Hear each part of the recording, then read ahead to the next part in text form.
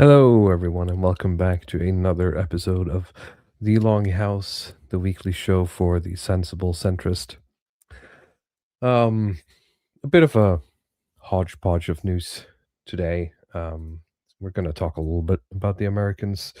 We're going to talk a little bit about some domestic stuff, and then we'll go to bed because we're old men at this point. Ludwig Path, how are you doing? Reporting in, yeah. Yeah, No, I I'm. have this. Sorry, go ahead. Yeah. It's been a great day for weather. Spring is springtime for Hitler in Germany, as they say. It's the. I have like every reason to be happy except for gas prices, I think, which has been like a surprisingly upsetting to me. Like it's You've not that I become a drive that populist, much Ludwig even, Path. but We can't have that. I'm just looking at him. It's like, and then I read news and I'm like, well, it's yeah. I guess it's like it's the duality of man. It's like you know the outside world, everything is fine, but then you just go and doom scroll and then you're back down again. So the sum of all pressures have to remain constant. That's Exactly, yeah. physics. Exactly. I have to steal a minute of everyone's time here at this point because this is a clip, like this is like a 17-year-old clip that was recommended to me from like some Swedish vlog of some old guy, and I don't have a translation. I hope this sort of transcends the language barrier. And he's just turned on his webcam and he's talking about his day. And I relate more and more Jag to gjorde this en man. inspelning nyss, men den funkar inte. Jag tänkte bara göra sån här... Ja, det är min dator som talar om vad klockan är. Klockan är 4. Kaffe med socker och mjölk och lite linjeakvavit. Första cigaretten på 10 dagar.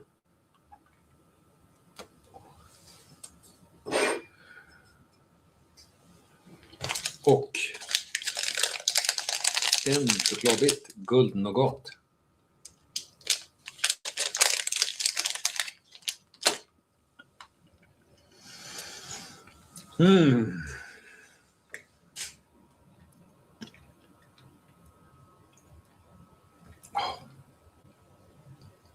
Det är så jävla gott. Such is life, Ludwig Path. He is based in Scandinavia appealed. That actually made me 10% happier. Thanks for Exactly. thanks for that clip. So, brief recap: he's got, it's 4:00. He's got his first cigarette in 10 days. He's got coffee with some milk, sugar, and line aquavit, and some nougat, and then he, leans back and says, "It's so fucking good." That's that's what we all aspire to, right? To be able to. Yeah, to I don't know. life It's as like it is. these videos of Mats Mikkelsen where he's like just smoking. Well, he's on like Teams video calls or something. He just like takes out the tube and starts smoking in the middle of the day. Yeah. Very nice.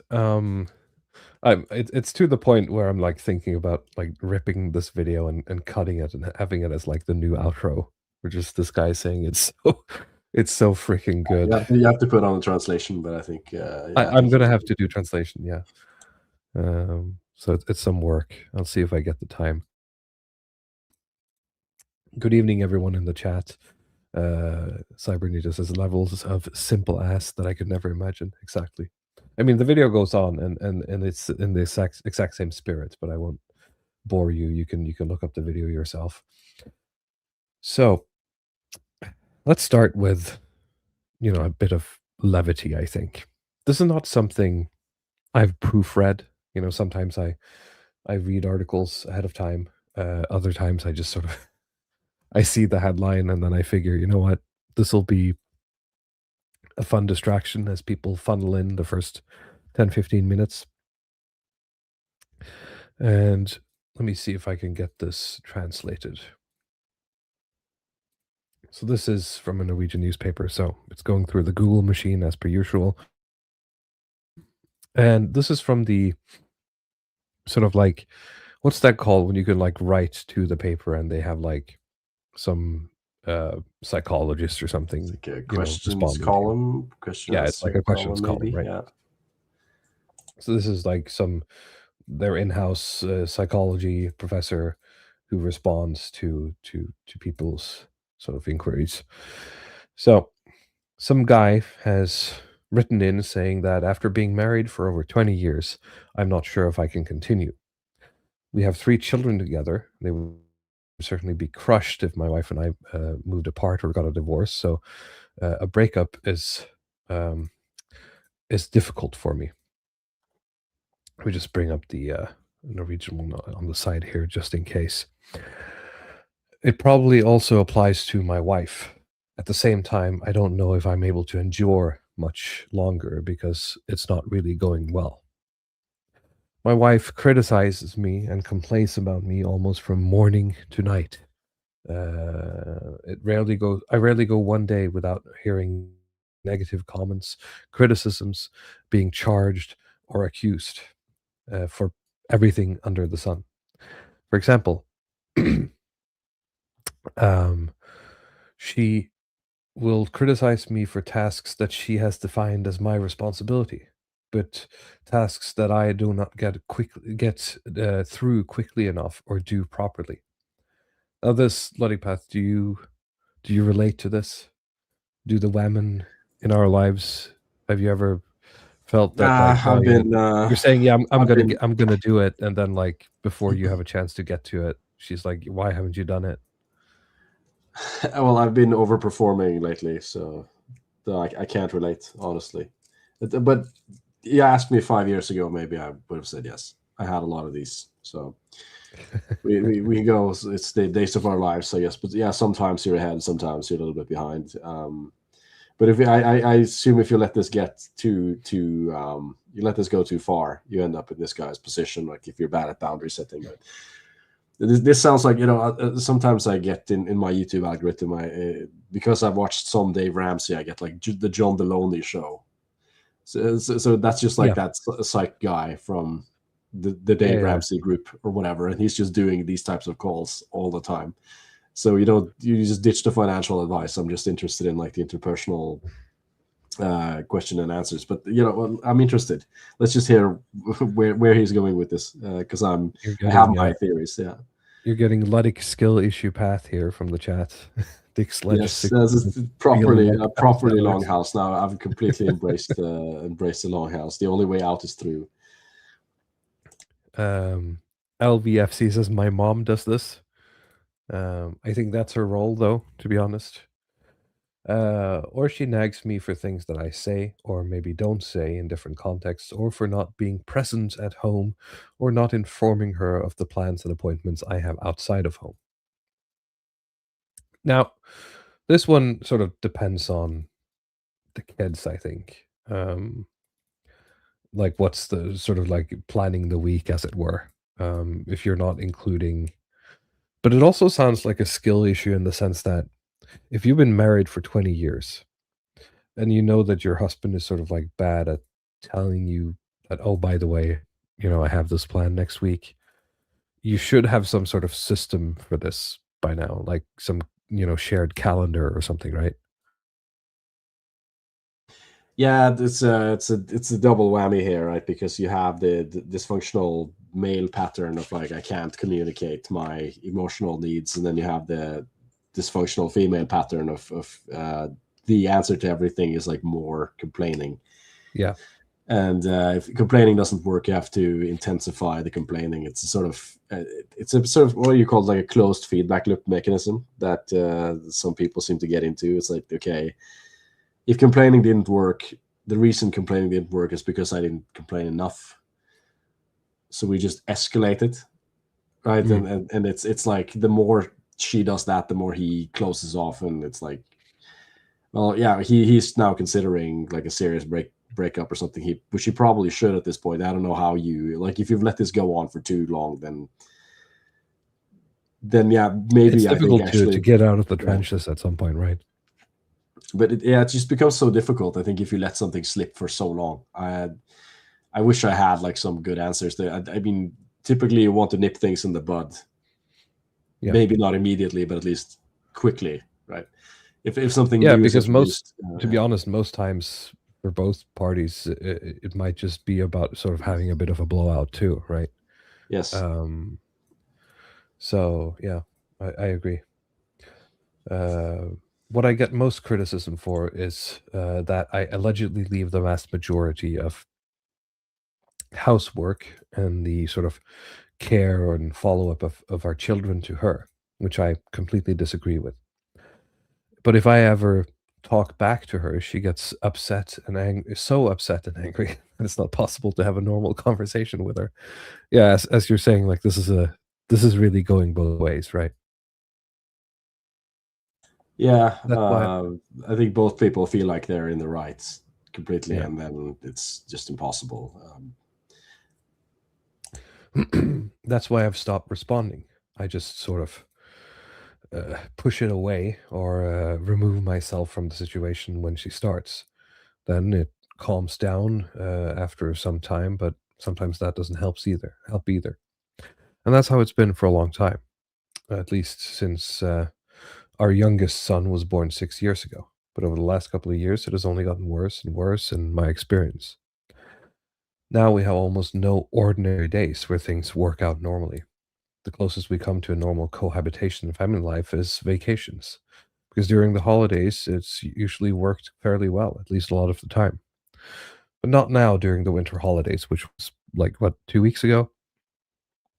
We were at our cabin in the mountains, as we usually do, but this time things were pretty bad, as in our everyday lives. Most days, check.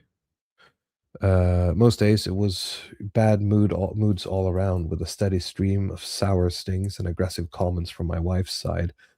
And this lasted from the moment we got got out of bed until we went to bed at night. But this is the kind of thing where it's like, I don't have the patience for this stuff. Like, if there's something that I'm doing wrong, just tell me, and we can fight about it. Like, I can't take the small jabs. It really drives me up the wall. Yeah, I I'm mean, not saying nothing that good. happens often with me and my wife, but that's like I've just learned to be like, hey, if you got something to say, just say it. Like, I'm not gonna play the game. Well, I mean, there's like if you're in, you mean you talked about like TLDR news previously. Like we have to revisit some video from that channel later about the state of MAGA, but they did an analysis on the Iran conflict where they were talking about game theory and like geopolitical strategic theory, and sometimes I think it's sort of useful to apply this to relationships. So I like to use terms like escalation dominance and Hey, stuff. my wife's Strait of Hormuz is closed. Hey, gotta get no respect. No, Yeah. my wife has escalation dominance in a sense. Like this is how I feel about the situation. Like I like to use terms like containment, and so he has to like find like Sure. wife containment strategies because his wife has escalation dominance in this situation. But like within iterative games, like you play games with people. I don't mean like you're having fun with them, but like you have a certain situations where both people are trying to get things out of that situation, and the strategy of like passive aggressive jabs iteratively, there's no good stable outcome, like good final state of basically just like constant passive aggressive what do you call it? It isn't even escalation necessarily, but I feel like if you okay, ever get to that situation, it's kind of like over. Like, you've lost at that point, right? yeah, well, I mean, okay, the passive aggressiveness, it's supposed to be a kind of communication. It becomes noise. Like this is what it sounds like for him. It's like, okay, he's just used to one level of passive aggressiveness. That is, it's there to communicate something, but it's just okay, now that's just noise. So she escalates to another level of passive aggressiveness, and he has to get used to that. And I think at some point she without being too like manosphere, it becomes a bit of like, please react, right? Like, please lash out at me or something because it means that you care, right? yeah, but yeah, there's sort of, I think if you, yeah, like again, if you like, you've not addressed this earlier, or just try to say something like, okay, I'm just going to leave now when this happens, or put some line in the sand and just say, okay, that this is enough or whatever, then, you know, I don't know. It sounds like he's communicating better with this shrink than he is with his wife, honestly. But I don't know. To be fair, I think seen him. that's the case for a lot of men, honestly. Okay, so he says, so this is why I write to you. The question is, how can I face all of this criticism without it ending in fierce confrontations or with a poor and uncomfortable mood between us? Is there anything I can do to appease her? What is your experience with conditions where one party just criticizes and reproaches the other? Is there any hope that this can change, and what must change? I don't know if the translation is leading us there, but I talked about like geopolitics and appeasement. Like he asked like, literally about what is the appeasement strategy? Should I find a new? No, he uses appeasement. He's been Finlandized in his own marriage, essentially.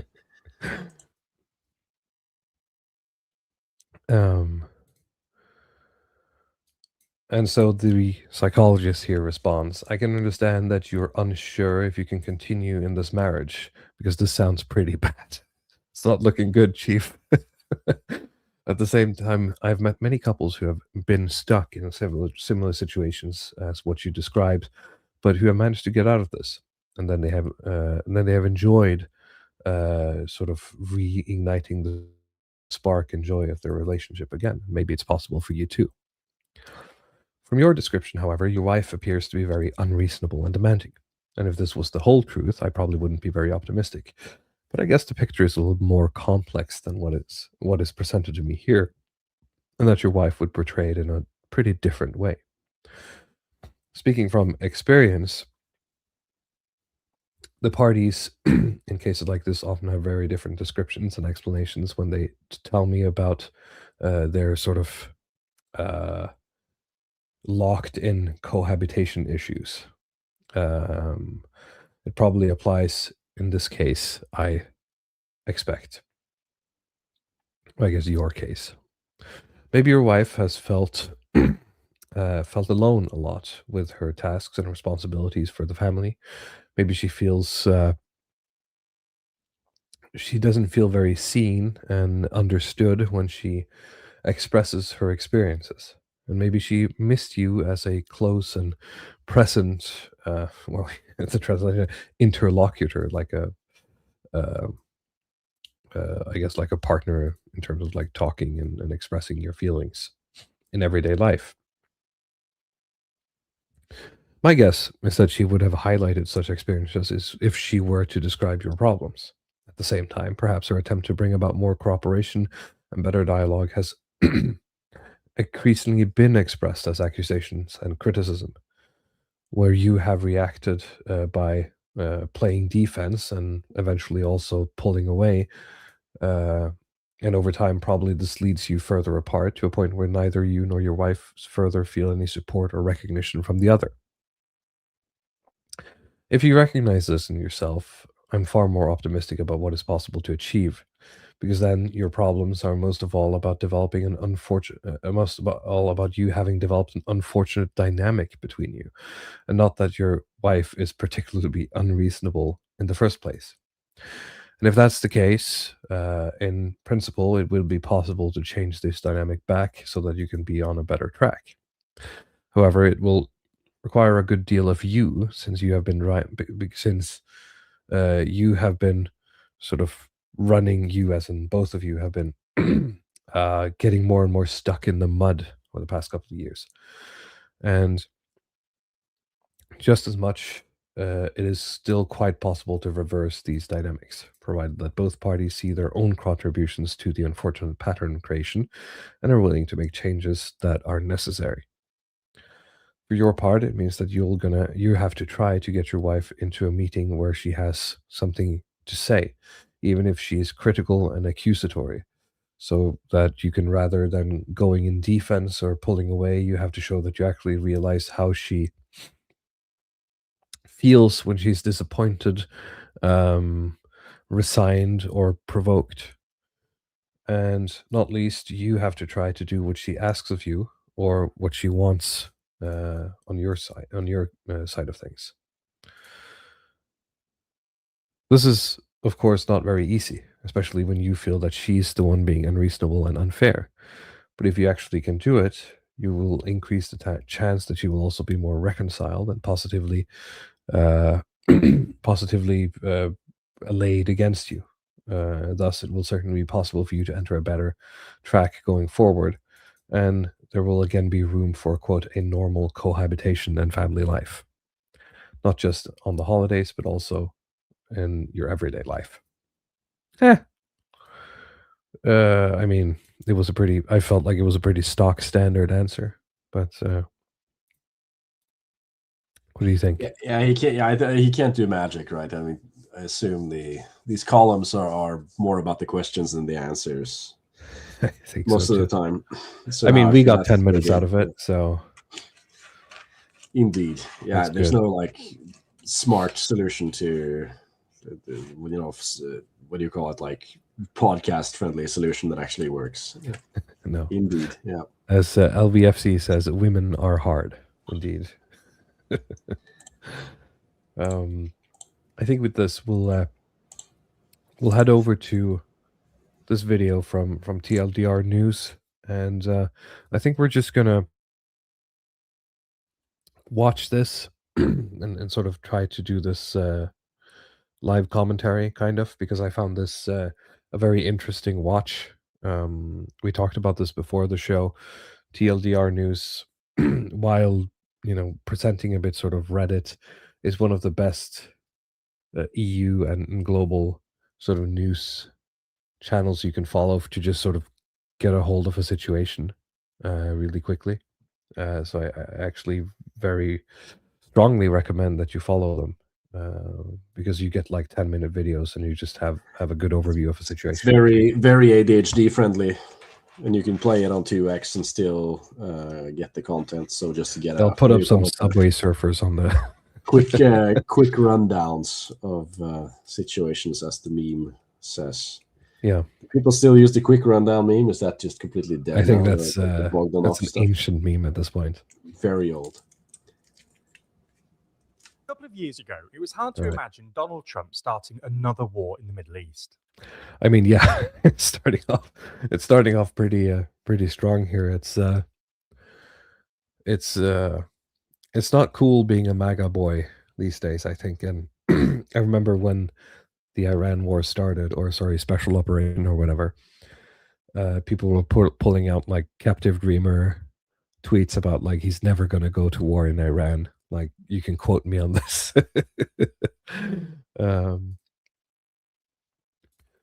He and his vice president, J.D. Vance, ran on essentially a pro-peace ticket in 2024, promising to negotiate speedy exits from Gaza and Ukraine and wind down the network of global alliances that Washington once considered sacred. And Trump himself rose to political prominence as a... God, it's been a long time, huh? I see people posting like Bush nostalgia at this point. Like, things were simpler back then. Yeah, I mean, I was alive, but my memory is like really fuzzy about politics. I had no... No, I wasn't politically active in any way. I was too young, right? Critic of George Bush's neoconservative foreign policy, describing the war in Iraq as a big fat mistake during the 2016 primaries. In this light, it shouldn't come as a total surprise that Trump's decision to go to war with Iran, which already looks quite quagmiry, has provoked a fair bit of backlash from a number of prominent figures within the MAGA movement, including some inside the administration itself. So in this video, we're going to take... It's yeah, if people inside the admin is going to start, running their mouth, it's a bad sign. Take a look at the intra-MAGA rift over Iran and whether this could be the issue to break MAGA as a movement. Sorry, hang on. I know this might be out of context, but at this point, I don't really see a difference, sort of, with whatever's going on here and like a bunch of libs singing John Lennon's Imagine. Well, you know what this made me think of? Did you go to the library and get those Where's Waldo books? Oh yeah. Yeah, where is Waldo Where's in this? Waldo? And there he is. It's like you can see the pattern. Oh, so in the back there, yeah. Because there's a bunch of like red herrings with like this woman wearing like similar clothing. Yeah. Oh, that's funny. Edition of Arb magazine to loyalty and division, how he retained his top place position and why that strong popularity, and because as always there's more to. So the first thing to say is that while More there free is a advertisement. divide within. Well, I mean, I would give them the time of day, but I'm afraid if we just let it run, it's going to flag our video. So Yeah, again, our viewers go don't check want to them watch out. their They ads, deserve the view. so this will be like the TLDR of the TLDR. In certain parts of MAGA over Iran, it's not amongst the rank and file, who are overwhelmingly supportive of Trump's Iran policy. And this is the wild thing, is that, polling, and I think they're going to get at it. I saw this a couple of days ago on like a post on Twitter as well, is that when you start polling MAGA people, they'll be against war until you go to war, and they'll just be for it.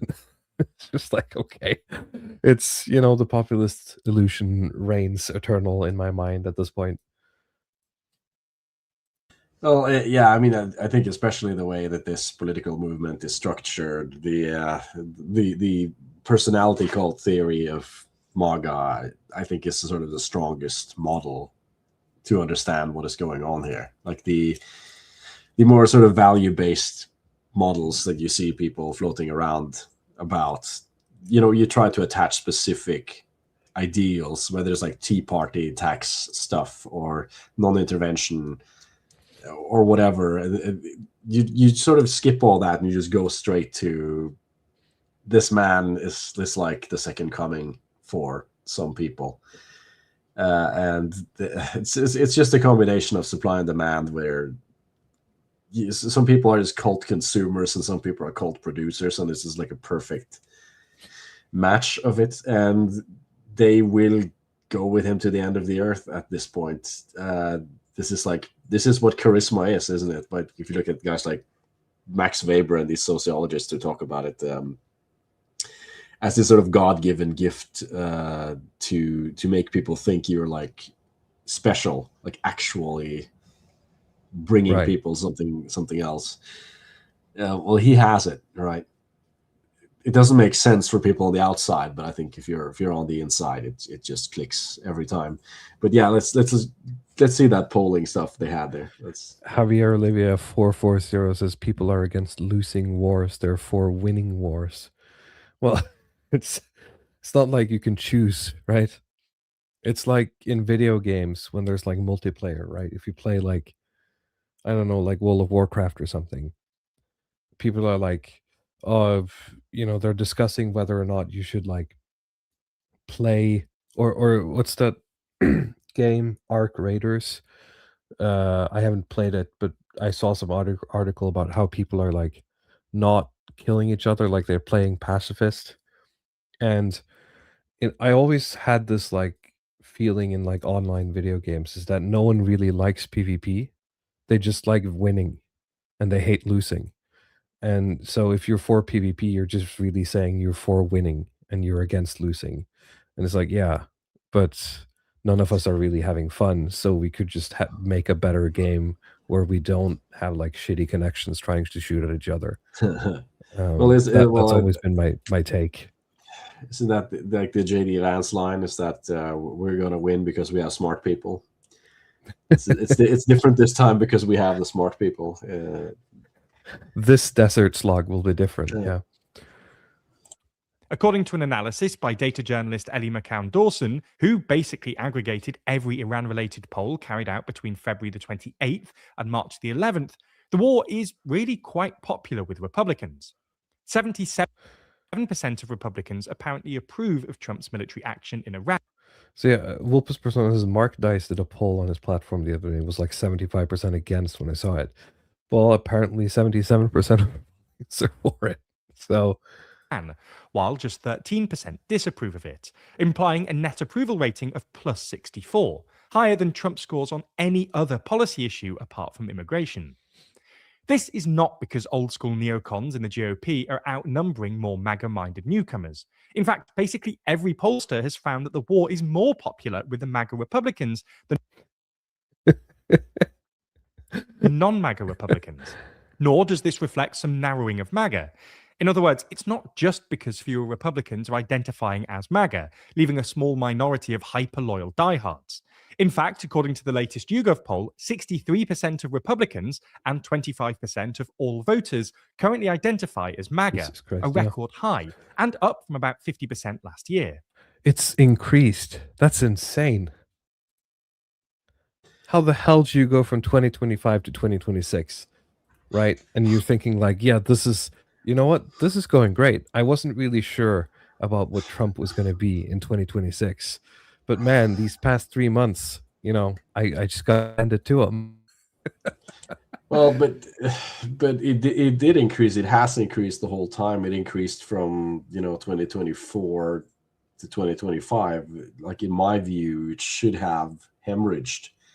I mean that was That's what my I'm saying. thinking. Like my thinking in the election, which was contrarian at the time. I don't think it is now. But like a lot of the stuff that I saw, I thought like this should just hemorrhage people. But it seems to work actually on net as a positive thing. And now there's like more. There might be some other mechanism here too. There's some sorting going on here where you have people switching sides. And more people just kind of joining in on MAGA, because I feel like it does deliver politics as entertainment better than anything previously, right? It's not a coherent political platform that sort of delivers like actual stuff, but it provides politics as entertainment, which a shocking amount of Americans, I think, that's kind of what they want out of it. And this is now the best, most primed version of that product. Yeah, it's sort of crystallizes what you're saying. I guess it's prime Now, prime MAGA. That sounds like something. Polls might come as a bit of a shock to some of our viewers. After all, if MAGA was supposed to be about extricating America from its various foreign policy entanglements, why are MAGA rank and file apparently so supportive of another foreign entanglement? And what? I mean, it is important to recognize, who the actors in this entanglement are, right? One that's already looking conspicuously quagmiry. Well, some of this is down to the fact that Cyber Ninja Zero says, honestly, I'm doubting this data. I can understand that. He has, you can look at the sources here. Is this from multiple polls or trusting? Well, when he talked about like the increase in MAGA approval, that was from one specific one, probably this one from YouGov. And he says, I like that we have definitive, quantifiable proof that Americans don't deserve a democracy.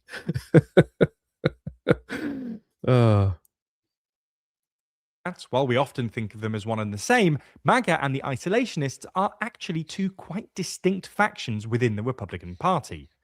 An analysis by The Economist from last year.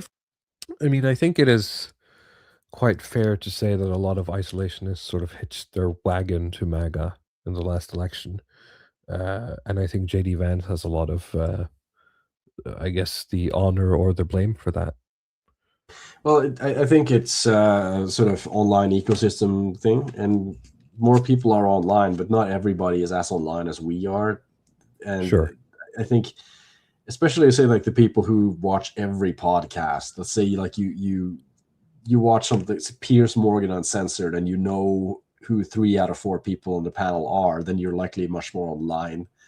And I think if you only polled those people who are like, they watch everything, they watch every like counterculture, I don't know what you want to call it, alt media channel or something, I think they'd be much more in that isolationist camp. Or this is sort of like the offshoots of Mises caucus libertarians, right?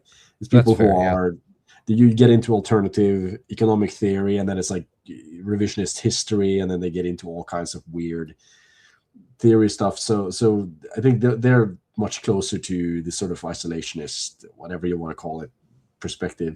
But like you see in that bubble there, it's sort of the culture war people I was going are to say, the sort of low as long as we get information. to all Yeah. then, you know, it doesn't really matter if the economy tanks, right? This is like part of the point I was trying to make when we had Nomad on to discuss Iran. It's like you can say that, you know, young people are less favorable towards Israel.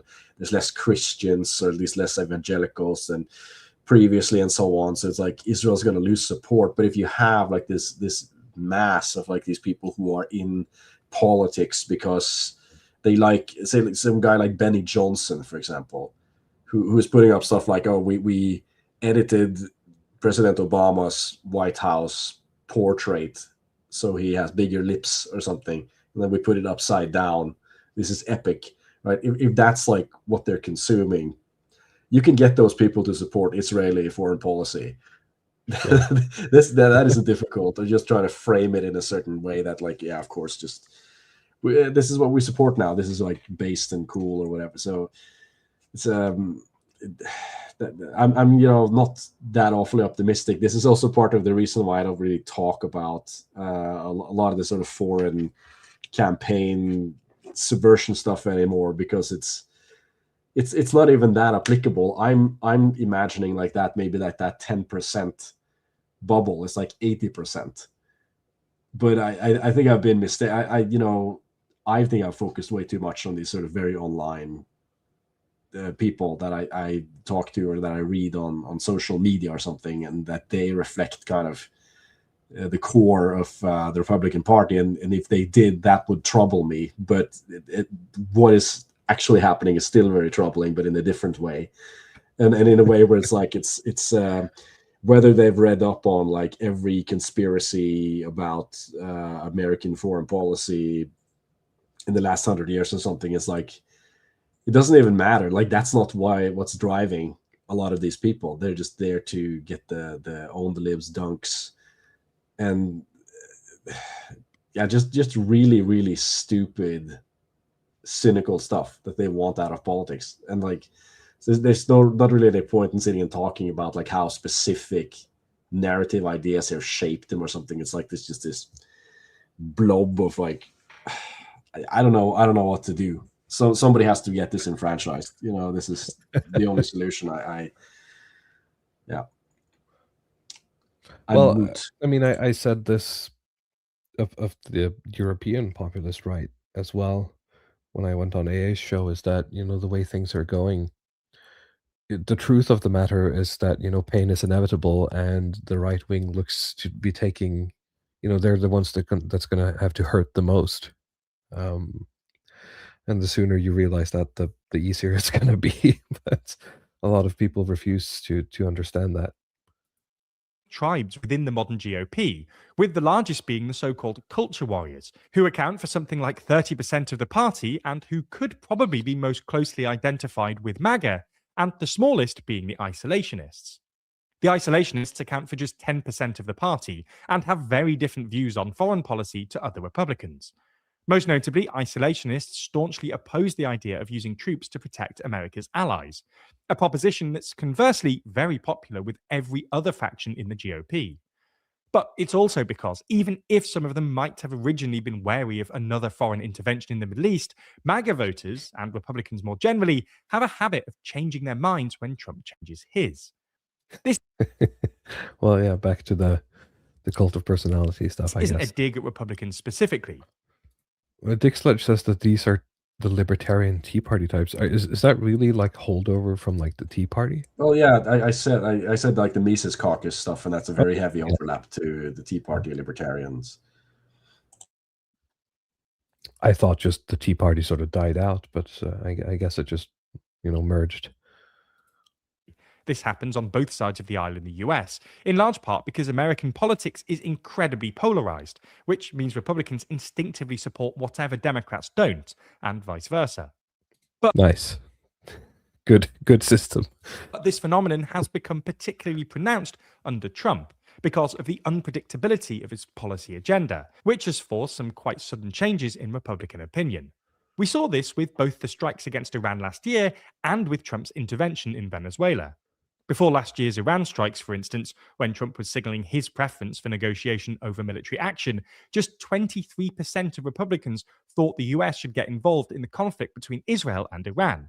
After the strikes, however, 69% of Republicans It really just is like, America, fuck yeah, right? You just start dropping bombs and people go like, woo! said they approved of them. Similarly, 3 months before Trump's attack, Calling back to our, and we might, if we get some time, we'll go back to our, the old faithful Druckbach Hunley article. It really just is American sort of do something-ism all the way down, I feel. Like just do something. Just show the people that you're doing shit, and they love it, right? Yeah, there was a lot of that in the Iraq war as well, and especially in the aftermath of 9/11, because that was different, right? That was something that it was an actual attack. It was actually felt. There was a mass casualty rate, and the do something barometer was really high. But here it's like almost just like you just do something preemptively because people just get bored if you don't do stuff, Preemptive do something is just do something entertaining, create some television so we can not get too bored with this politics stuff. Attempt on Maduro, less than 30% of Republicans said they approved of using military force in Venezuela. Leading up to the operation, that number rose above 50% before spiking to 74%. Javier Olivia says that one theory is that if we finally deal with Iran, then what will Israel have to bitch about? We can then back away from the Middle East. That's one theory. I mean, considering how much time and energy Israel has spent, for lack of a better word, getting their claws into U.S. politics, it would be incredibly stupid to let go just because Iran is gone. Aren't people talking about like Turkey now? It's like that's like the next thing after Iran. As the target in Israeli foreign policy. At least, I mean, I've not looked too far into that, but I've seen it mentioned here and there.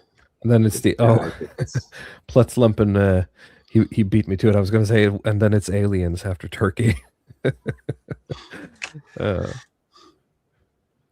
Yeah, it's very optimistic. If it's like, okay, we deal with Iran, and then we could wash our hands of Israel or something. I mean, that is one thing, but right now this is not like... to, at the risk of sounding of saying things that YouTube don't like, we're dealing with a nation here who's sort of like the definition of, you give an inch and they take a mile. So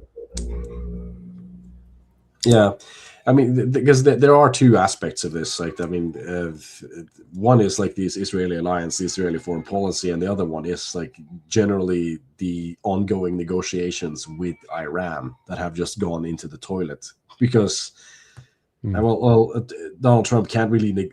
What he thinks of as negotiation is just like scamming people into real estate deals that are good for him, and he can't actually negotiate anything that's like a stable long-term solution, right? Because that's sort of the alternative if you're not going to go to war or engage in some kind of like military game theory scenario, is that you have to have some agreement about rules of engagement, armament, whatever, how much is okay, how much is not okay, and it doesn't have to be honored all of the time, but at least there's some mutual understanding that I won't attack if you don't attack. But now we're sort of beyond that. We're just in this kind of like pure throwing rocks from both sides of the wall level, right? And see who can inflict more pain on the other person. But then the problem is that, okay, like the United States has all of the firepower, but they also have very low threshold for any of the pain that's being inflicted by engaging in these types of conflicts. Yeah. And that seems to be getting worse, right? That's a part of the problem. That's like, okay, like Iran is not winning militarily, but they're winning strategically by... you can sort of just do Vietnam over and over again, right? Yeah, these types of things, just like you could just bog them down, just make it so painful to engage in that you stop. And then there's some leadership change. The Iranian elite stays somewhat consistent. The US elite is fluctuating, and then you can live on in a sense. The predator. What's the old joke about the polar bear, right? With what's the joke? Like the two guys who are out walking in like Iceland, and they see like a polar bear charging at them, and then one of them like puts down his like backpack, and he takes out like a pair of running shoes, and the other guy's like, "What are you doing? Shouldn't you look for like a weapon or something?" And he says, "Well, I mean, I'm thinking that I don't really have to outrun the polar bear. I just have to outrun you, right?" and it's kind of like that. If you're like a medium to small nation getting into it with the US, it's just kind of like you just have to hold out for 4 years, and then some other guy's going to come in who's anti the war, right? And start pulling out. Yeah, that is essentially how the game is played. It's not a symmetric game, but you don't win it by beating the United States. You just win it by just like tiring them out enough that they move on to something else.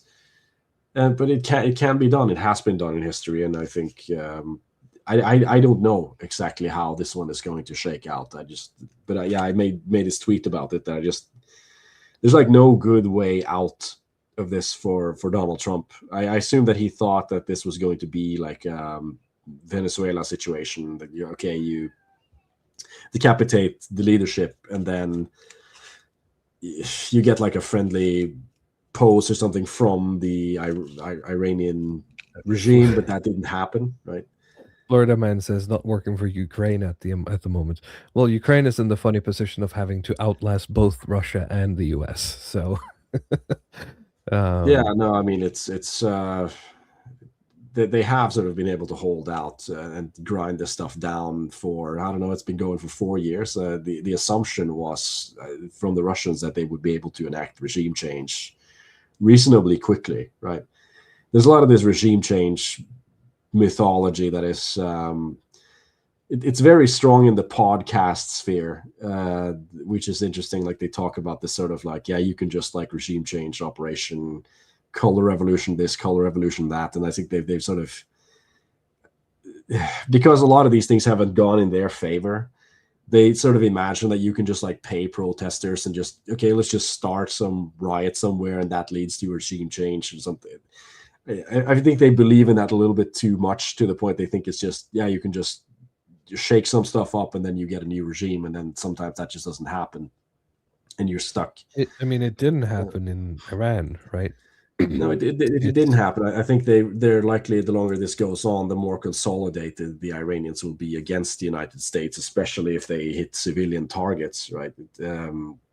I mean, there are, a lot of Iranian diaspora that are very pro-Western, pro, like, they support the son of the Shah or whatever, like this. But I assume that, like, the way things are going now, it becomes difficult, I think, to root for the United States in this situation. That's kind of the problem. If you give up a bit of that flair and a bit of that moral, I don't know, I don't want to say moral high ground, but at least like the appearance of the moral high ground, and you're just going in with this kind of like bestiality, Pete Hegseth stuff. It's really unappealing, I think, to most people. So I think that, like, the chances for regime change, the longer this goes on, I think the less likely it's going to be. It's just going to dig their heels in and just strengthen the current regime, because they represent some kind of like stability. And I mean, who is going to look at the United States as liberators at this point? Seems very, very far-fetched. Yeah.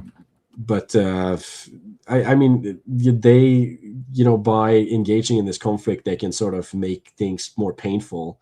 But at least the Trump base, as long as they live in this sort of like self-reinforcing feedback loop system, and they don't make the connection that the increased gas prices are happening because of this conflict that was deliberately started by their president, then of course that's not going to show up in the voting booth in really in anywhere. So I guess it's just like these kind of relying on the small cadre of independents, I guess, which I don't know. I mean, it's really fickle, this sort of approval rating stuff. So we'll let it run a bit more after it had happened. Tellingly, when asked whether he was worried if his intervention in Venezuela might upset his supposedly non-interventionist base, Trump told NBC, quote, "MAGA is me. MAGA loves everything I do, and I love everything I do too. I am the Senate." More recently, a couple of days after the strike against Ayatollah Khamenei, Trump told a journalist, quote, "MAGA is Trump." And while that might sound... Florida and says, "I think Asmongold and Daryl Cooper are both right, even though their views are diametrically opposed." You're going to have to explain that one to me. I'm not that into like streaming people, so... And a little self-aggrandizing, the polling suggests it might also be true. Nonetheless, even if the rank and file aren't yet split, there does seem to be a pretty stark divide amongst what we might call MAGA elites over the war in Iran, and a number of prominent MAGA figures and MAGA-adjacent commentators have been conspicuously critical. Former Fox News host Tucker Carlson, for instance, argued that this is Israel's war, this is not the United States' war. Republican House Representative and former MAGA cheerleader Marjorie Taylor Greene argued that the party was going in the wrong direction and had been hijacked. Well, that's easy to say when you're on the outside, right? You've been kicked out. Joe Rogan, who endorsed Trump at the last election... yeah, I think this is quite rich coming from these people, feeling like it's like... Yeah. I know that they can say that and create their own reality, but I've always felt like those people were allowed to come on board. You're sort of allowed to exist there. But if their interest starts to colliding with like, Israeli, Middle Eastern foreign policy, they're out. They're just going out. Like you can pose a little bit and exist in this sort of space where you can own the libs and talk shit about Europeans and stuff. But if you actually start like creating conflict around that part of foreign policy, then it's just forget about it. Like you're just living on borrowed time. Voters felt betrayed by the war. Far-right streamer Nick Fuentes went one further, urging his followers to vote Democrat at the midterms to punish the administration. 0 seats. Even John Bolton, who's not MAGA, but who was literally sacked by Trump in his first term for apparently being too keen on military action in Iran, is sounding the alarm, warning about inadequate preparation and holes in the strategy. Figures within the White House have also started not so subtly signaling their discomfort. Last week, Trump's AI czar, David Sachs, went on a podcast and suggested Trump should declare victory and get out. Himself admitted that his vice president, J.D. Vance, a renowned isolationist who's been conspicuously quiet for the past 2 weeks, was maybe less enthusiastic at the start of the war than the rest of the administration. And when Vance was asked about his position on the war a couple of days ago, he refused to give a straight answer. We're in the situation room where you can't even take your, iPod in there, or your AirPods, I guess what they're called. Hegseth is naked. He's got Flynn over a stack of books. He's gonna American Psycho him. What do you want me to say, right? Was I gonna raise my hand? You can't take your iPhone in there. You can't take anything in there because it is the most classified space anywhere in the world. And I sit there with Pete Hegseth and General Kane and the entire White House team, and the president and I and the entire senior team are talking about the options and about what we need to do and about how we must best protect the American people. I hate to disappoint you. Sorry, I didn't mean American Psycho. I meant American History X. I'm not going to show up here and in front of God and everybody else tell you exactly what I said in that classified room, partially because I don't want to go to prison, and partially because I think it's important for the president of the United States to be able to talk to his advisors without those advisors running their mouth to the American media. So you get the idea. I mean, yeah, but you can say that and also say, and I didn't support it. There's clearly a divide amongst MAGA elites over the war in Iran. Whether this sentiment eventually trickles down to the rank and file remains to be seen, and will probably depend on how long the war goes on for, and how loyal the base actually is to Trump himself. But even if, as Trump claims, MAGA is Trump and the base continues to support his war, this could still be bad news for the GOP, because it will give Trump an incentive to continue with a war that's not at all popular with the American public. Polls suggest about 50% of Americans disapprove of Trump's war in Iran, while only about 40% of Americans approve of it, including barely a majority. So MAGA is just becoming like a shrinking voter base at this point, really quickly. Well, yeah, it's like a consumer base, you know. So you focus on the hardcore people and you try to upsell them, you know, the niche products. It's like, yeah, you might alienate some of like the broader audience, but now we're pushing out the sequels here, you know, sequels and trequels and prequels. This is only for that hardcore fan base that we need to milk as much for as the possible. people who want what's Glupshito in Star Wars. Majority of non-MAGA Republicans and less than 30% of independents. This makes it far less popular than other wars when they first started, and support will probably wane over time, leaving Trump stuck in a costly foreign excursion. As we mentioned earlier, the latest edition of our magazine, Too Long, is out. Is it done? Yeah, I think it's done. All right. Good stuff. You know, check out TLDR News for some free content. Yeah, we might revisit them actually if they can provide some good starting material. It's just nice to have some conversation pieces. Have the sort of to have the fact base to talk about things like this.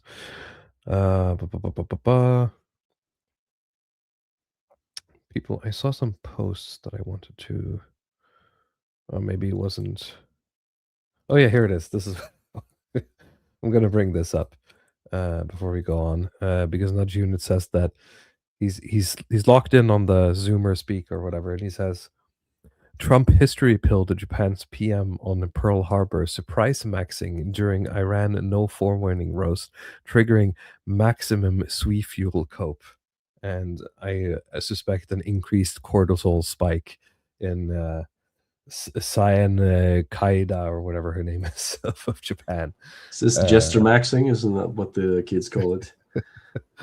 And what he's referring to is, I'm going to have to find my Twitter account here because I reposted it, is Trump having a moment here with what's the name of that woman? Something Sayane or something. The Prime Minister of Japan. We went in very hard and we didn't tell anybody about it.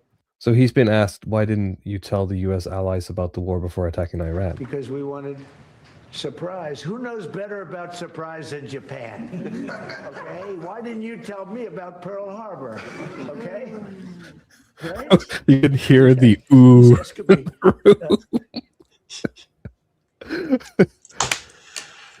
I like her face. Pearl Harbor. Okay, right? No, you believe in surprise, I think much more so than us. And we had to surprise him, and we did. And because of that surprise, we knocked out, the first 2 days, we probably knocked out 50% of what we... Which is also true. Japan did more in the US. And much more than we anticipated doing. So if I go and tell everybody about it, there's no longer a surprise, right? I mean, you can tell your friends without, at least if you trust them. Yeah, I mean, it's his... Hiroshima was quite the counter surprise. His comedic timing is still impeccable, even though his brain is like it is. deteriorating. I think it was still a bit misplaced here, but it's still funny as hell. Yeah, it's completely inappropriate, and it's not even historically correct. It doesn't even make sense in any way other than the fact that it's really funny. But he just has like a natural sort of comedic timing that I think, even though his like brain is like just half cooked, is like only like 1/3 of his matter left, he can still crack jokes that are timed well, better than most people. Yeah. Yeah, catch him on a good day, right? There was also this one, which I thought was funny, that I saw just before the show, which is the last time I saw Charlie Kirk on this earth was in June in the West Wing. He said to Joe, "Stop us from getting into a war with Iran." And someone says they're doing hadiths of Kirk now, like with Muhammad.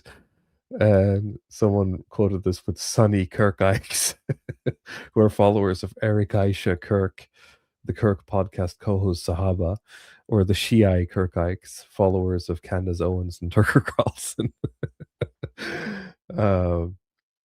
The Candace's Charlie receipts are like the Gadir Koum hadith, where Charlie Kirk appoints Candace as his first Khalifa. The people doing Sahih Khatib, I'm murdering all of this. Al Kirky is his wife, and podcast companions releasing his mysterious Stop unreleased book. Kirk's Turning Point USA companions all sold his legacy out and support Aisha Kirk's deviation from what Charlie Al Kirky stood for. The Turning Point Sahaba claim they hold the real truth to what Charlie said and would have said. Eric Aisha Kirk published an unreleased book allegedly written by Charlie right after his death. They claim to be in the true orthodoxy of what Charlie preached. They even said, quote, he wanted Erica to be president, which is absolutely maktub Kirky hadith. Candace says no and is fought, ostracized, forced to preach Shia Kirkism from some bunker. Oh, that's fantastic. Just as you can tell the Shia wrote this post. It's really good. Turning Point Jihad, yeah. That's good. All right. We have one more story here, which is zooming back in a little bit to Norway. We're going to discuss our wonderful crown princess again. And, well, it's not a development per se. It's the announcement of a development, which is bizarre, but that's where we're at with this. Because a couple of hours before our show started, the Crown Princess Mette-Marit has announced, or I guess the royal palace has announced that she has recorded an interview that is to be published tomorrow, where they talk about her contacts with Jeffrey Epstein, which has been done by state media today, and is scheduled to be published tomorrow. And so she says, I can confirm that we have conducted an interview with the Crown Princess. Sorry, this is an editor. Conducted a Crown Princess at Skogum today. The interview comes after increasing pressure on the Crown Princess to deepen her, or to explain her contact with the accused abuser and financier Jeffrey Epstein. Among other things, Prime Minister Jonas Gahr Støre has asked the Crown Princess to give a full account of her relationship with Epstein. Quote, we're now working fully with... We're now working... we're working at max speed in the editing room to finalize this. We might even work through the evening and the night to be able to publish this by tomorrow, she says. This is the editor. Communications manager of the Royal House says that we want to confirm that the Crown Prince and we wish to confirm that the Crown Prince today on Thursday, blah, blah, blah, conducted an interview. And that's pretty much it. There's no new news, just that something's happening tomorrow. The Sledge 69 doing some gene editing. I bet she was thinking about importing a baby. Well, she did discuss with him like transhumanism, but that is sort of like the weird sort of Jeffrey Epstein isms, is that, when some essentially Flusy messages him about like, ooh, you're so smart, Jeffrey, he just starts talking about like meditation and, gene editing, right? And that was enough to hook her, it seems. Yeah, I can't imagine. Like, maybe she would be good for podcasts if he was 10 years younger or something. She could go on and just talk about Could you all kinds of imagine? junk, like just make stuff up on the spot and entertain people. Uh, that's how I think about like a lot of the people in the Jeffrey Epstein, circle. If they weren't so tainted by the whole thing, I mean, the Steve Bannon interview was kind of good, right? So I think if like Epstein wasn't, if what happened to him hadn't happened, he could have been like a good podcast host, or a podcast guest that would have just been on the Joe Rogan show and all of these other. I mean, he wasn't he invited. I think he was actually invited to go on Rogan or something, and then it was just canceled last minute because he didn't like the some of the background info he found about him.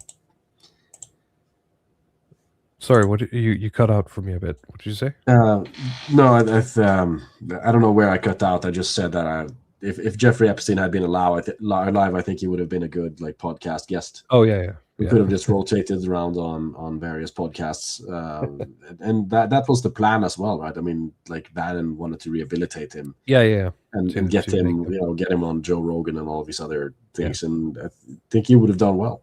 He at least he knew how to Wasn't talk for in a those way meddling police officers, he would have gotten away with it too. yeah, exactly. If it wasn't for those meddling bed sheets, I would have. Yeah.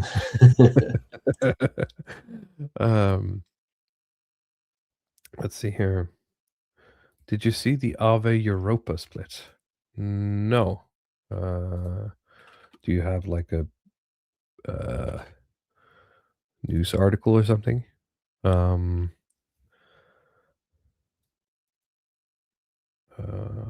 not sure what that's about. Okay, so we have news about the news that are coming tomorrow, which means that they won't be on the Longhouse until Bet next on week. this, but we what's coming.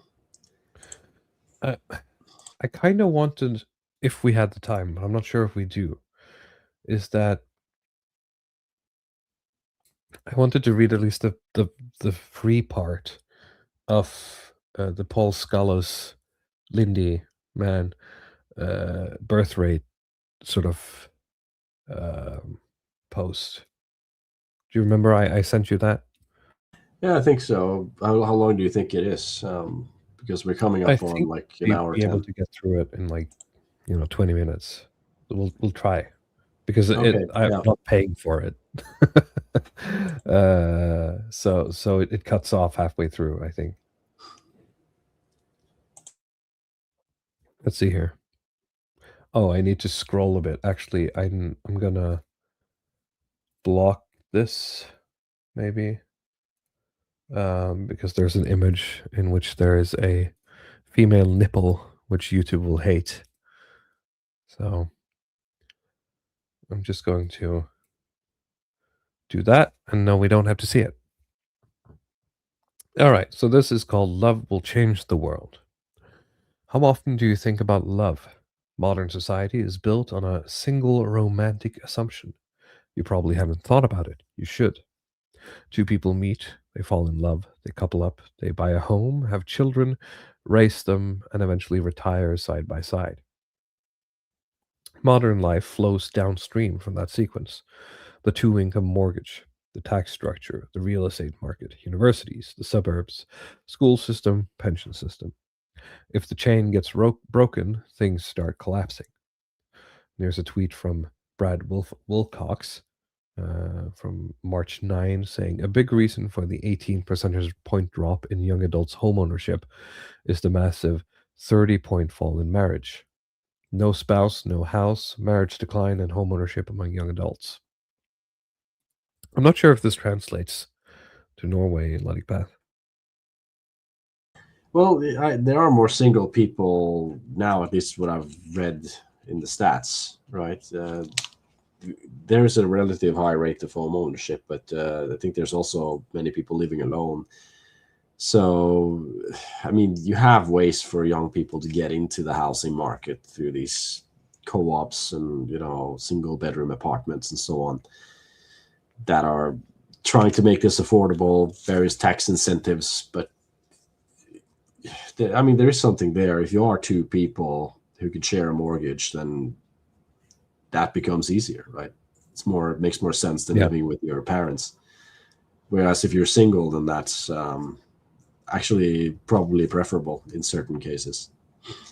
Living with your parents, I mean. For some time, yeah. Most people assume expensive housing is preventing marriage. The researchers suggest it's the reverse.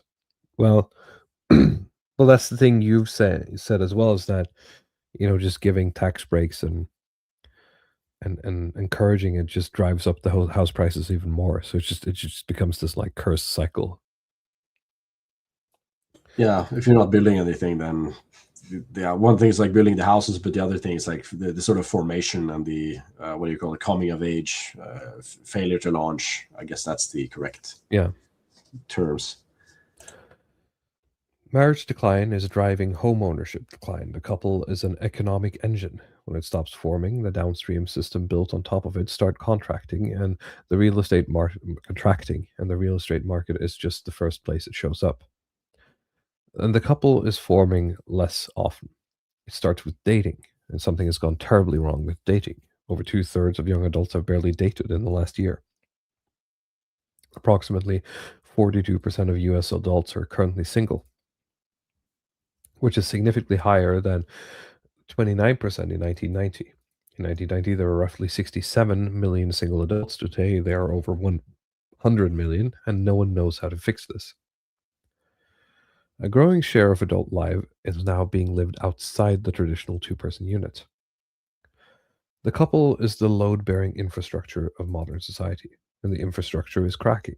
It's harder than ever to get into a relationship, and no one knows how we can make this easier. So what's this?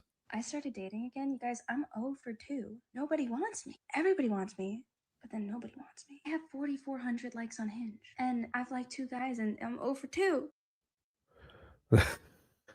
Is this bad for society? 4,400 likes on a Hinge, but she only likes 2 of them, and they don't like her. LOL.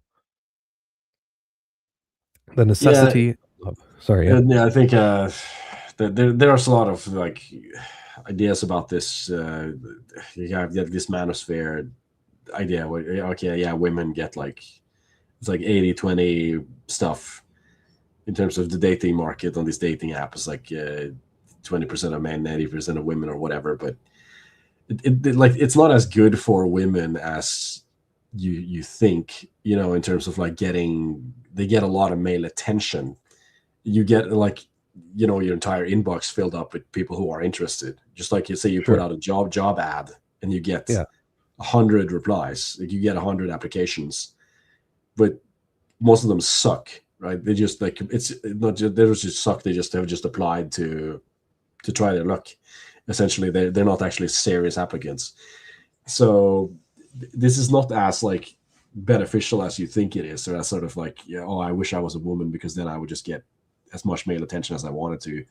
Like you would just be up to your knees in just like junk, essentially. Like this is like maybe you respond to 2 of the people. No pun intended. and yeah, of course. But like guys are like, okay, well, I just liked your picture or whatever. I'm not really interested, or I wasn't serious about any of this. I was just going to waste your time. So I guess it's just food for thought. Nudge Unit says the overall analysis seems sound to me. Well, the thing is, there's also data showing that, the dating apps aren't necessarily the problem in and of themselves, right? They're just sort of, we've covered an article on this on nuance pilled, right? Looking at a lot of the data, saying that there are other factors at play here. It's not just the dating apps doing this or this effect, right?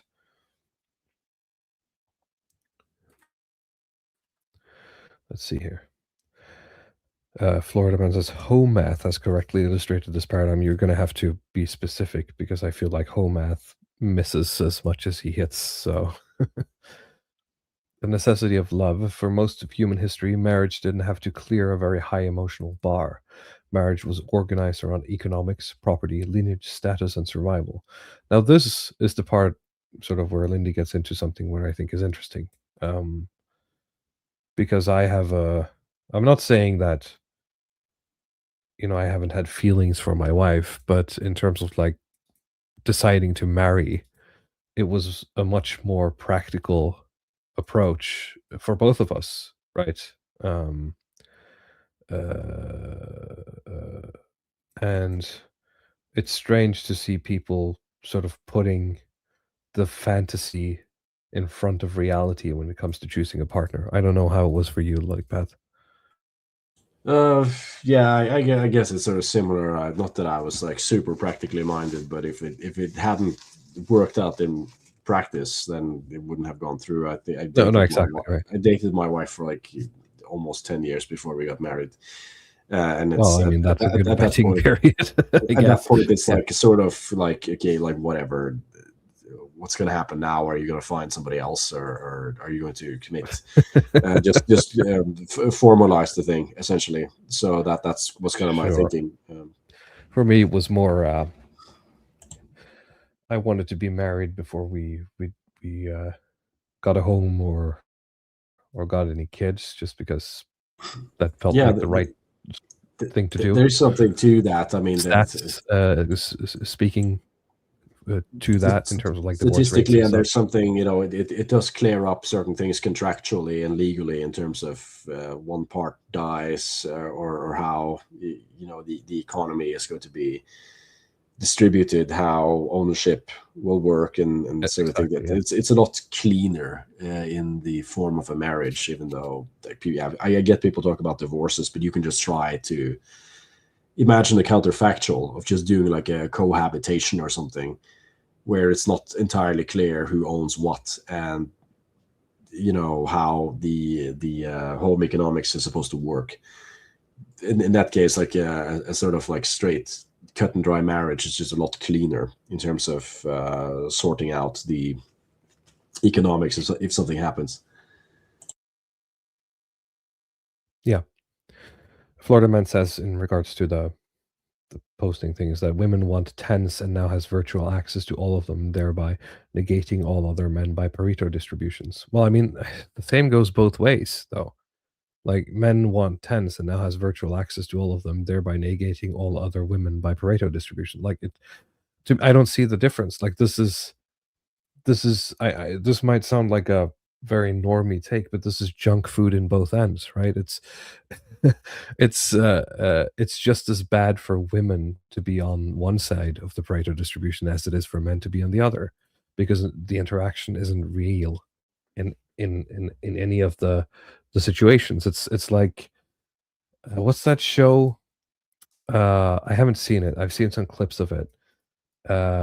Like the comedy show with the vampires, and there's like one of them, and he's like, he calls himself like an energy vampire. So he's not like, he doesn't suck your blood, he just sort of like drains your energy by being a dickhead, right? That's how he sustains himself. And he figures out that if he goes on the internet, he can just like rage bait people, and he gets like tiny amounts of like sustenance from that. I But haven't it's not. But he also says that, you know, it's not the same. Like it doesn't really sate him properly, right? But it's good if he needs it, right? I And haven't that's what it feels like, right? It's I haven't seen the show with you. I think you sold it pretty well. yeah. Tell me if you remember the name. Let me see. YouTube. I'm just gonna search energy vampire. It's What We Do in the Shadows is the name of it. Never seen it. And the guy's named Colin Robinson, the energy vampire. Yeah. But anyway, that's what it feels like. Florida Man, observe OkCupid statistics. Okay, I don't have the episode title, but you can go watch our episode where we discuss the article from Nuance Pilled, because that really looks into all of these things, all of these stats. And we look at the stats, the dating apps aren't what's sort of tipping the scales here. It's something else that's going wrong. And I'm not saying that Lindy Man here is off, because I think what he's going to talk about is actually a bigger impact.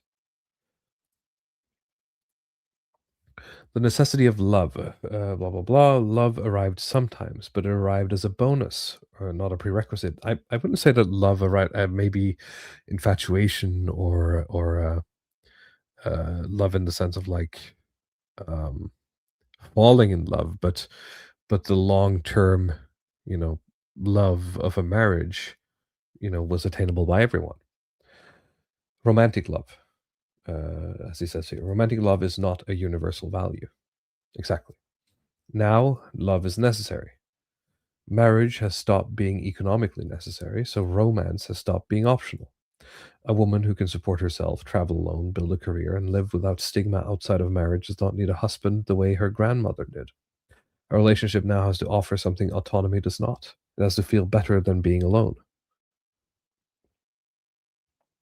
Let's see here. And Katrina here from a tweet says, what a lot of men refuse to accept is that a lot of women are sad, alone, and single, and still would rather be depressed and alone than settle for a man that they don't desire. We now ask one, but again, this goes for men too. Like, I don't see the difference here. Like, I'm not trying to be obtuse or anything. I see men online all the time essentially posting the same thing in reverse, right?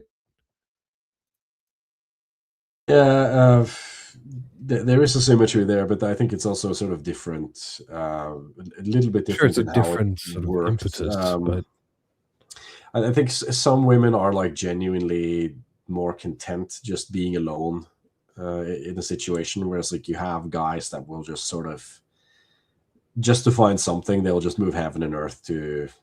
They'll just travel to the third world to try to find somebody or something. sure.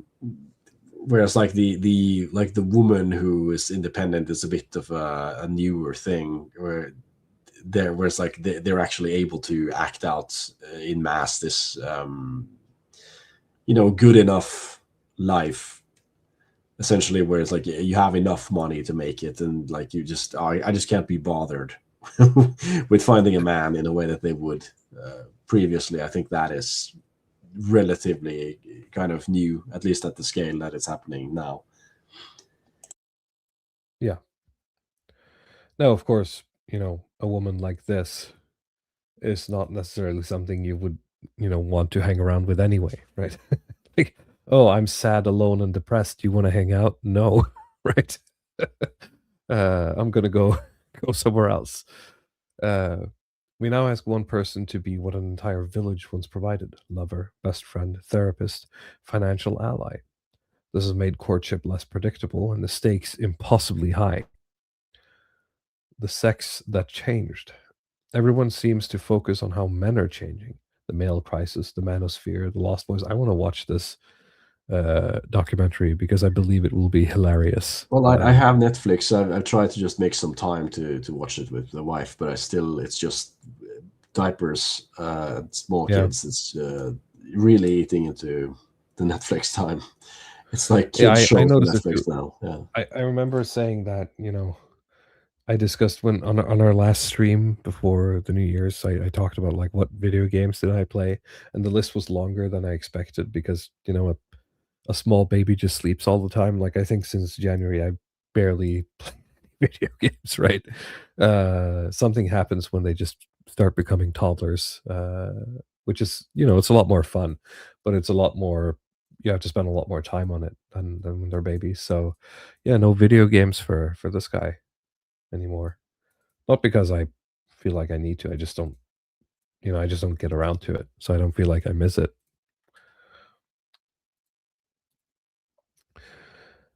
Let's see here. The angry young men. Some of this is real, but historically speaking, the larger structural transformation is not with men.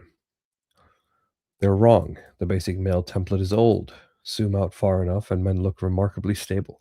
They still want what men have always wanted: status, sex, companionship, respect from other men, desire from women.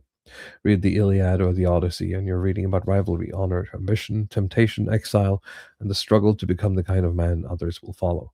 That was 3,000 years ago. Women have changed more radically.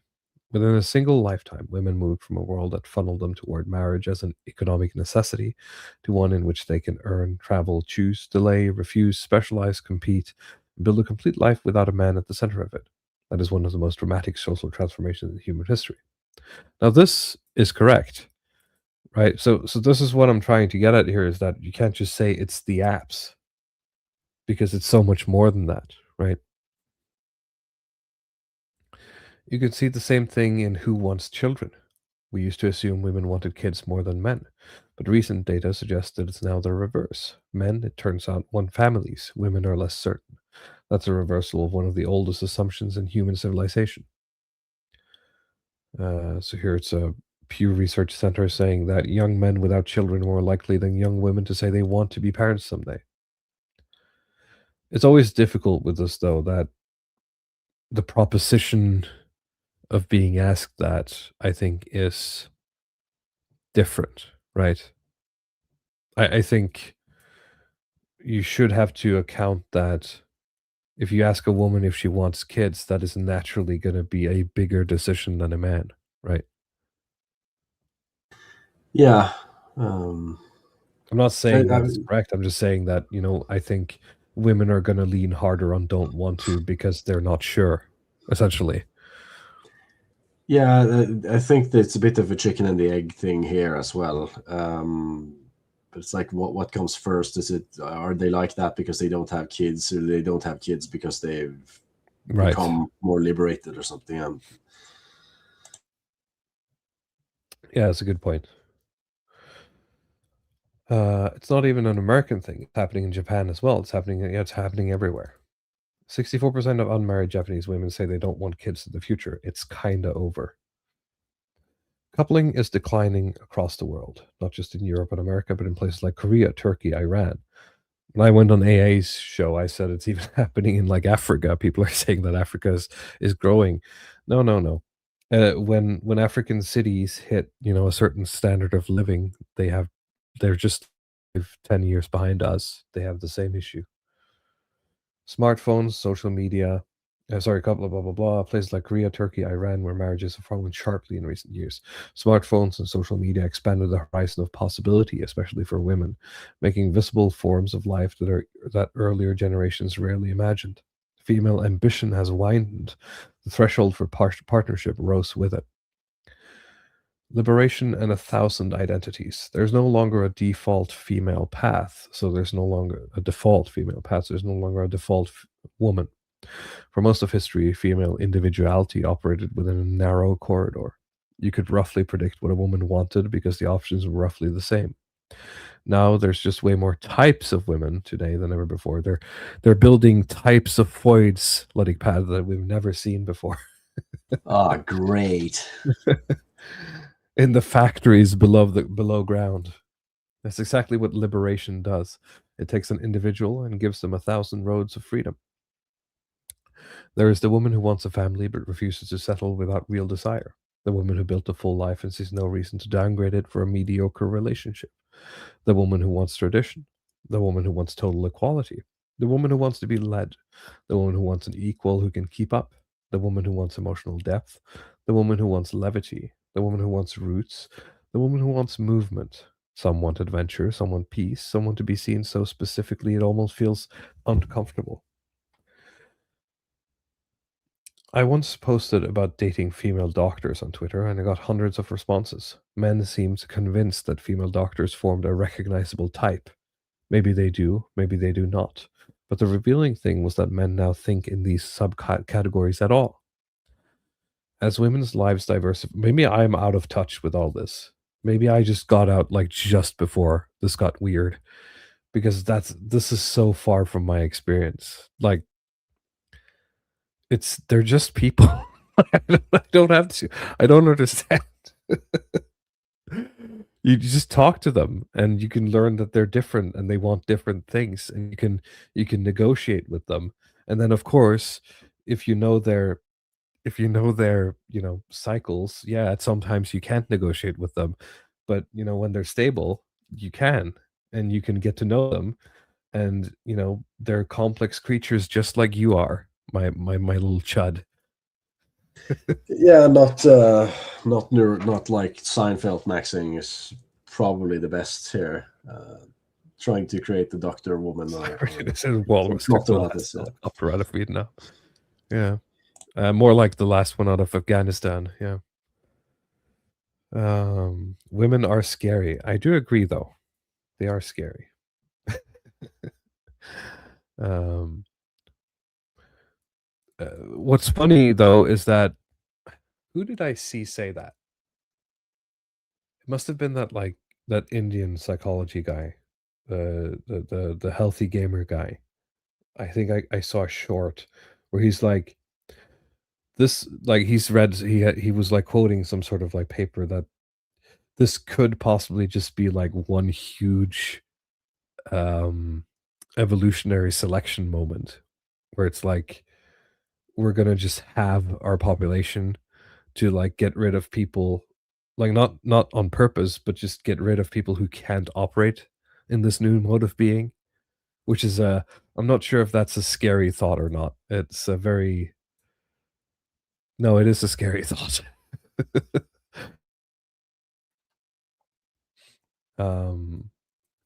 But that might be what's required, right?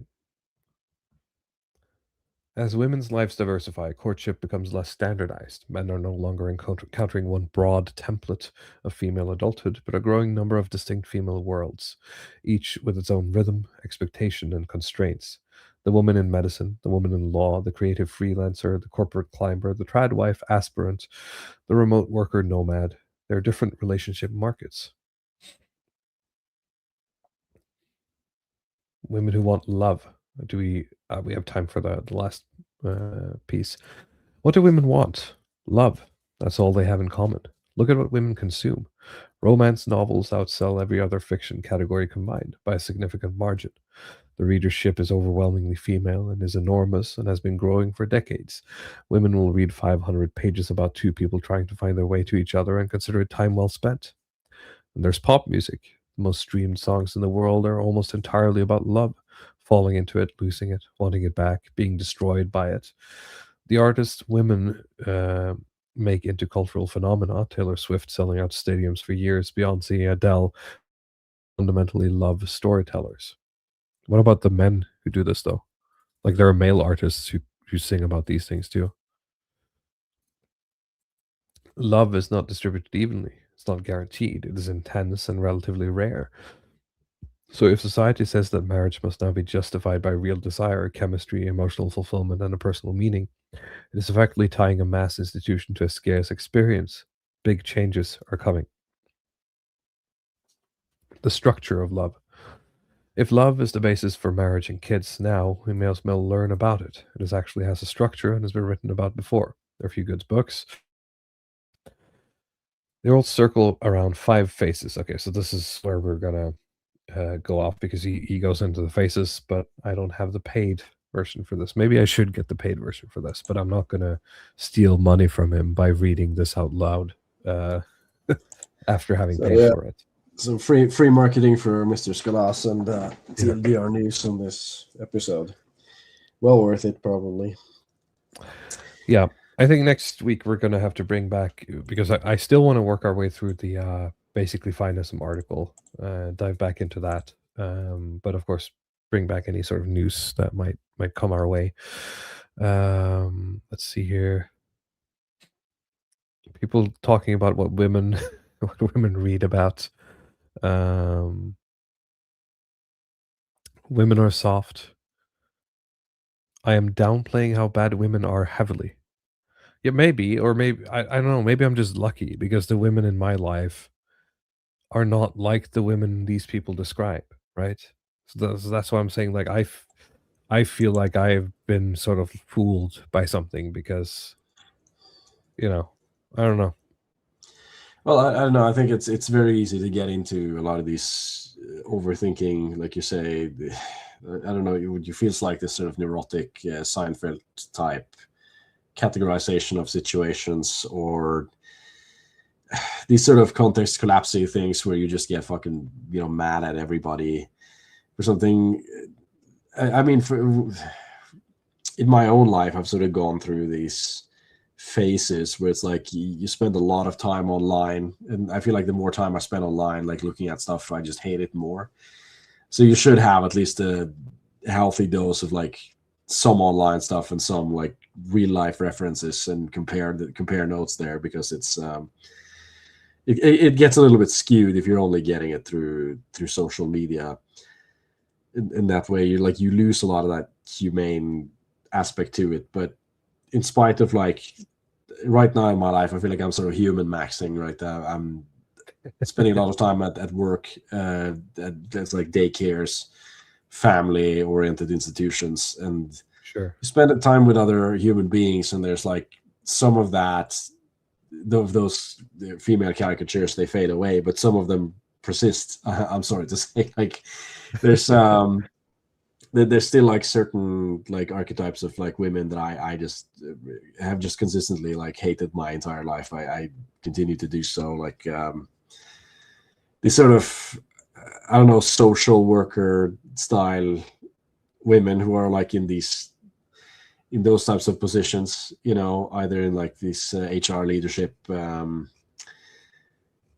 I'm not necessarily thinking about like corporate HR, but I think people who work in the public sector usually.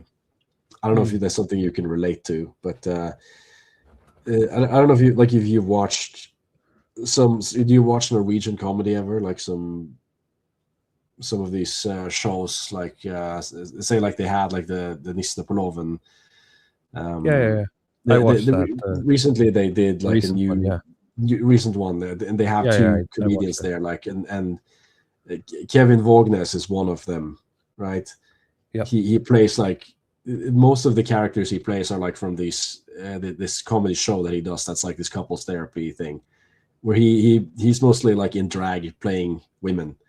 Yeah, he does. But Yeah. there's something like to his, and I got that intuition just watching his show, and then later I just read some interviews from him that sort of confirmed what I thought initially, that there's like a certain level of like misogyny to his comedy that I don't know if that's lost on people, but there's like I can see that, because he usually, you know, he does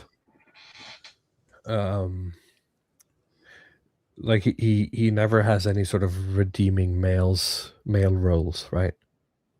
No, I mean it's usually like most of his characters are women, and Yeah.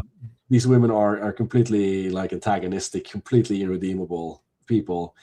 And this is about like, say he would have been a guy who might have been forced to go to couples therapy or go to see a psychologist or something, and that psychologist is like a woman who's been assigned to him, and he just can't stand this person, so he created these sort of caracatures to sort of sorry, I meant to say female roles. To just vent his frustrations at these people. And that's sort of like what I'm seeing when he's doing these characters, that he's just trying to get out all of his anger at these at these women, and I feel it. I think it's relatable, because like those types of women I still dislike quite powerfully, but I feel like there's obviously there are sort of, you know, archetypes of people that you meet out there, and you know, the comedian's job to in a sense is to be able to crystallize those in that way, maybe for you to relate to, right? To get that sort of, what's the word I'm looking for, catharsis, I guess, of hating them. But I mean, that's also a very, I guess, healthy social mechanism in that sense, right? It's better than going online and declaring that, you know, all women are evil. Or is it better? It's certainly more productive, right? But you're gonna have to ask me in a couple of years, because I'm moving from working in the private sector to working in the public sector. So that'll be interesting. You have to share some stories. I might have to reassess my stance. Right, we're coming up on like almost we should 1:45 here, so I think we have to round off. Yeah. All right. Thank you everyone for watching. Thank you for listening. And if you are in the US, I wish you a great rest of your day. And if you are in the Europe, I wish you a good night. and we'll be back next week, hopefully. All right. Bye-bye.